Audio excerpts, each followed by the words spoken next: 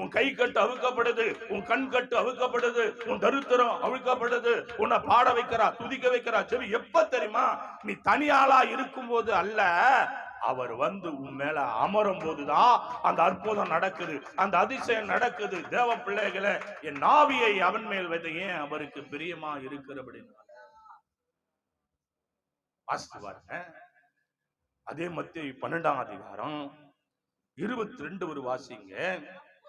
அப்பொழுது பிசாசு பிடித்த